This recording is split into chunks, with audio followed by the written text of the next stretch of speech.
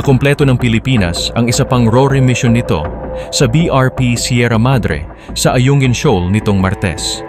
Samantala, ang AFP ay naglabas ng pahayag tungkol sa datos ng monitoring nito sa iba't ibang parte ng WPS, kung saan nakapagtala ng mataas na bilang ng Chinese vessels na umabot sa 260, kabilang ang barkong pandigma sa buong buwan ng Pebrero.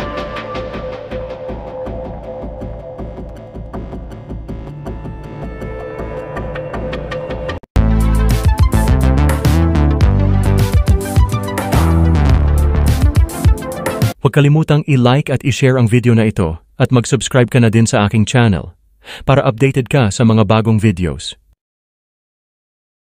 Sinabi ni AFP Public Affairs Office Chief Colonel Xerxes Trinidad na ang March 4 RORE mission na ito ay nagmarka ng ika-5 troop mission sa rehiyon, kung saan walang naitala na anumang naganap na insidente. Ang 4 na iba pang mga rotation and reprovisioning mission ay isinagawa noong January 24 ngayong taon, November 15, 2024, September 27, 2024, at July 27, 2024. Itong rotation and reprovisioning mission ay isinagawa na may koordinasyon sa Philippine Coast Guard. Ang pagkumpleto ng mission na ito ay muling nagpapatibay sa pangako ng AFP, hindi lamang sa pagsuporta sa mga tagapagtanggol sa WPS, ngunit mas mahalaga ang pagtaguyod sa mga karapatan ng Pilipinas at soberanya nito, hindi lamang para sa henerasyon ngayon, ngunit para pa sa mga darating.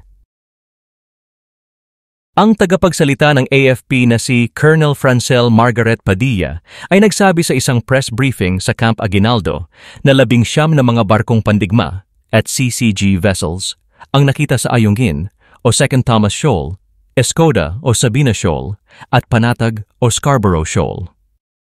Ayon kay Padilla, mas pinapaigting ang pagsubaybay sa tatlong mga features na ito dahil napakahalaga ng mga ito sa pagprotekta sa ating EEZ. Sa parehong press briefing, sinabi ni Rear Admiral Roy Vincent Trinidad na 9 na mga CCG vessels ang nakaposisyon malapit sa Panatag habang 7 iba pa ang nasa Ayungin. Paulit-ulit na sinasabihan ng Pilipinas ang China na alisin na ang mga barko nito sa lugar, ngunit hindi ito pinapansin ng China.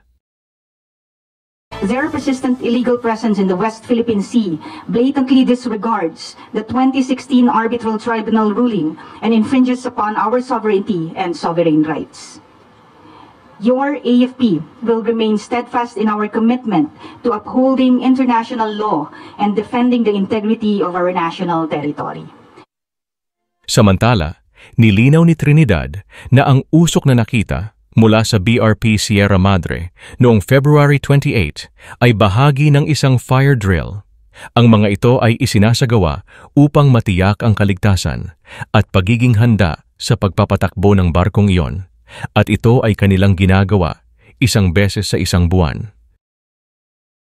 The officers and men of any warship of the Philippine Navy regularly conducts operational exercises. These are designed to ensure the survivability and operational readiness of that warship. Such activity was conducted aboard BRP Sierra Madre last 28 February. The smoke incidentally went beyond what they were intending to exercise. Nevertheless, this was put under control. There was no damage to the environment. All the men aboard the ship are safe. The exercise was conducted successfully. No damage sa environment, pero yung sir, BRP Sierra Madre, sir, may naging damage ba doon? No. May nasunog ba, sir?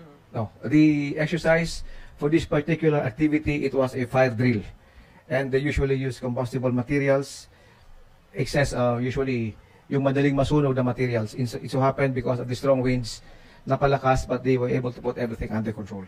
Ano lang yung sagot nyo, sir, doon sa China? Ayun sa, ang allegation nga po is nagkakos tayo ng pollution sa WPS. It's part of the deceptive messaging of the Chinese Communist Party.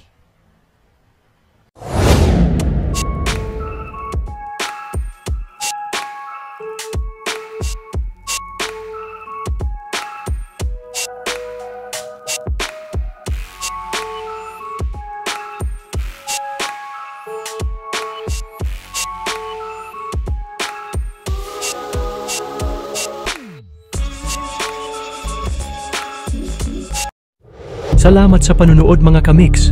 Ako ay mag-iiwan sa inyo ng katagang alamin natin ngayon, wag nang ipagpabukas. Kung ayaw mong batukan kita. Biro lamang.